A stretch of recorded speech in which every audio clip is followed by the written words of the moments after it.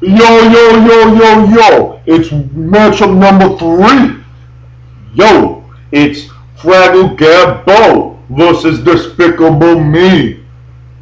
Despicable Me, the returning champ, is here versus Fraggle Gabbo. This, my friends, almost was matchup of the week for me. Yeah, y'all both under 500. But to me, it's the most important matchup of the week. 2, 3, and 1 Despicable Me versus 2 and 4 Gabo. The loser is probably out of the running for the playoffs. The winner still has a fighting shot at the playoffs. Despicable Me needs this. You can't be a returning champ and not make the playoffs. You just can't do it. To give up your belt without a shot, no respect. You don't get respect like that. Then all it does is look like a fluke. Like a fluke. Oh, he joined the league, he won the league. Kind of fluky though. See, that's not what you want. You want respect within the fantasy community and more centralized, the fantasy league. Anyhow, ESPN has it going down with the returning champ, Despicable Me, winning 113 to 103. Of course, Gabo's at home, so the spread's at 11 instead of 10. But we'll go inside. We'll look at the bye weeks because we know those will really affect the teams this time of year. Now, the plus side for Despicable Me, and one of the main reasons that he's favored, nobody's on a bye week. He's fully stocked. Now, Gabo, he's got LaShawn McCoy, AJ Green, and Steven Riddler. Who the fuck cares about Steven Riddler? Throw him the fuck out. I don't even know why you have him on your team. AJ Green, though, stud.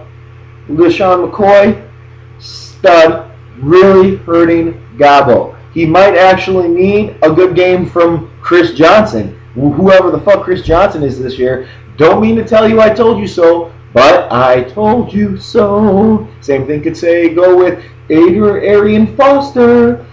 No, Brett, you're just hating on our team. You just don't like them. That's why you said that they're bad or that they're not going to have the big year. No, I told you guys. I said they weren't going to be in the top 10. Guess where Chris Johnson is? He's not even in the top 20. He's barely hanging out in the top 25. Arian Foster, smidgen within the top 20. God, I love when I'm right on those crazy off-the-wall picks before the year even starts. God, it makes me feel so alive and so good about myself. It really does. It really does. But let's go inside. Let's go into the matchup. We'll see if you actually have the lineups that you should have up. Quarterback for Despicable Me, he just picked up Carson Palmer. And then he's got also Matt Ryan for Atlanta going against Detroit. He's got Matt Ryan starting. I would say it's a smart move against Detroit, especially with the weapons that he has on offense. But with how Detroit is giving up a lot of points, a lot of fantasy points, the running backs, got a feeling it's going to be Turner, not Ryan, scoring all the points for Atlanta. Especially with the really strong front four in pass rush for Detroit. It would be really tempting for me to start Carson Palmer. Even though he has less than a week to prepare, he's still going against Kansas City. Quick screens, he's got the playmakers on offense and the speed on offense with Oakland to actually booster his numbers. It would be a really hard decision on which one I would go with. Don't blame me for going Matt Ryan. I might take a shot and go with Carson Palmer. But either way, I think you're going to be ranging around that 10 to 12 range with either of them. But I do think Palmer has the bigger chance of blowing up to like that 16 to 20 range. I know it's a long shot, but I definitely see it could happen, especially with him aching to get in the game. And I know he's been keeping himself in shape, waiting to get his chance and to really show that Cincinnati's a bunch of dumbasses. He's been wanting to get out of Cincinnati. Carson's got the skills, and with the offensive weapons that Oakland has, I definitely see Carson Palmer starting, if not this week, down the line for Despicable Me. Look for maybe a little trade with Matt Ryan once all of these bye weeks are gone. On the other side, Matthew Stafford against Atlanta. Good defense. Matthew Stafford definitely got shut down against San Francisco last week.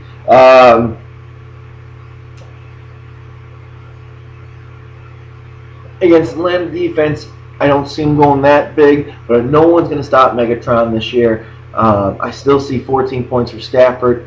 I see he picked up Tim Tebow. Not crazy about Tim Tebow, but he can be decent fantasy-wise because all he does is rush. Given that, against the Miami defense, who might force him to throw, and especially without Brandon Lloyd on their team, a lot of young receivers, inaccurate quarterback. He will fumble. He will take sacks, which causes a lot of fumbles, as we all know. Long delivery. I don't see him turning into the fantasy juggernaut or fantasy upside that Cam Newton has. I see why you picked him up, maybe to block other people, but Matthew Stafford is definitely a start over him every single week. Running backs, Gobo, Chris Johnson, Maurice Jones-Drew, Tim Hightower in the flex. Tim Hightower, Washington, I think he's actually going to be the workhorse this week. Even though he's questionable, I got a feeling he will play. I think he's going to get the most touches against Carolina defense, who is definitely has the ability to give up big points. I see 9 to 10 points for Tim Hightower, Maurice Jones-Drew against Baltimore. Don't like it. Don't like anybody against Baltimore's run defense.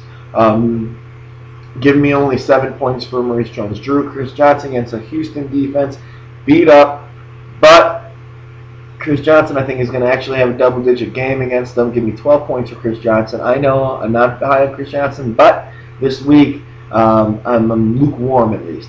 Running backs and flex for Despicable Me, Rashad Mendenhall, Arian Foster, Beanie Wells.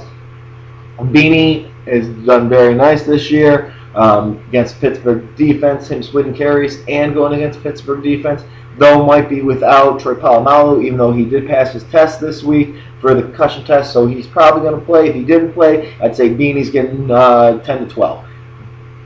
He's playing, I say 6 to 8. Yeah, he makes that big of a difference, Polamalu does. Arian Foster against Tennessee defense. Tennessee is still pretty damn decent against the run. Arian Foster showing glimpses of what he did last year with Andre Johnson still out. See him getting some more touches. Give me 14 points for Arian Foster. Rashad Mendenhall against an Arizona defense. I think Arizona is stronger against the run than they are against the pass. So give me, let's go 10 points for Mendenhall. Receivers, Greg Jennings and Steve Smith for Despicable Me. I like both of them this week, mainly because Cam Newton, if you look at all Cam Newton's highlights and long passes, where do they always go? Is Steve Johnson against a good Washington defense. I think they're still going to get forced into him. Give me 12 points for Steve Smith. Greg Jennings on obviously the most potent offense in the league. Obviously them or the Patriots. So give me 14 points for Greg Jennings. Flip on over to Gabo's receivers, Roddy White and Quan Bolden. Roddy White has just not been Roddy White. He's been dropping passes, everything like that. Against the Detroit defense, I still see him having a good game. Give me 15 points for Roddy White and Quan Bolden against Baltimore. God, I just don't know what to make of Anquan Bolden. Not high on him this year. I've liked him. Give me only about 6 for Anquan Bolden against the Jacksonville defense. Tight ends, Kellen Winslow doing very good this year against Chicago defense. Good linebackers. Don't give me a lot on him. Give me 5 points for him. Jason Witten against St. Louis. Gotta love Jason Witten this week. Give me 16 points for Jason Witten. Bottom line, I actually think Gobo almost puts the nail in Despicable Me this week. Give me the win, 96 to 84. Gobo goes one more step closer to 500. drops Despicable Me out, and we'll see if it happens. Good luck, guys.